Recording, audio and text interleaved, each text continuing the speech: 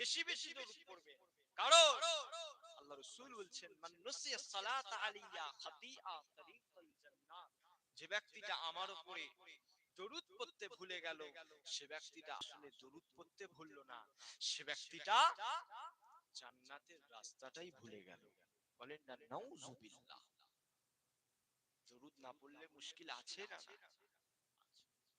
আল্লাহ রাসূল বলছেন, আওয়ালান নাসি ইয়াউমাল কিয়ামাতি আকসারুহুম আলাইয়া সালাতান, তিরমিজি শরীফ এবং সহিহ ইবনে হিব্বানের মধ্যে রওয়ায়াত। আল্লাহ রাসূল বলছেন, যে ব্যক্তিটা দুনিয়ার জীবনে হায়াতে থাকাকালীন আমার উপরে বেশি বেশি দরুদ পড়লো, সে ব্যক্তিটা কিয়ামতের ময়দানে আমার কাছাকাছি থাকবে। একটু জোরে বল, ফামান কানা আকসারুহুম আলাইয়া সালাতান। হে আমার ভাইয়েরা, হে জান যুবকেরা, বেশি বেশি দরুদের ফজিলা আমার আল্লাহ পাক এতটা দিয়েছেন।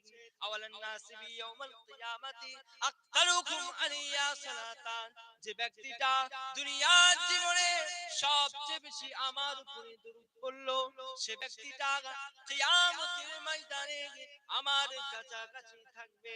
শুধু তাই নয়, ফামান কানা আকতারুকুম আলাইয়া সালাতান কানা আকরাবাহুম মিন্নি মানজিলাতান, যে ব্যক্তিটা দুনিয়ার জীবনে সবচেয়ে বেশি আমার উপরে দরুদ পড়লো, সে ব্যক্তিটা কিয়ামতে শুধু কাছাকাছি থাকবে না, সে ব্যক্তিটা জান্নাতেও আমার কাছাকাছি থাকবে। আর একটু জোরে বল, জান্নাতে প্লাস কিয়ামত।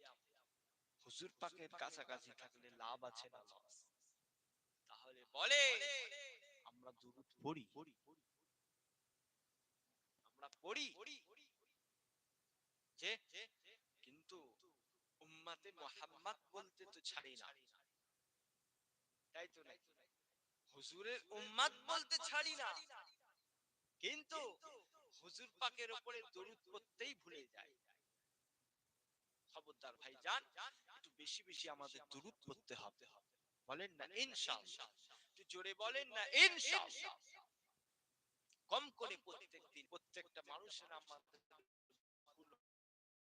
হয়, তাই না? প্রত্যেকটা মানুষের ভুল হয়, চলতে উঠতে বসতে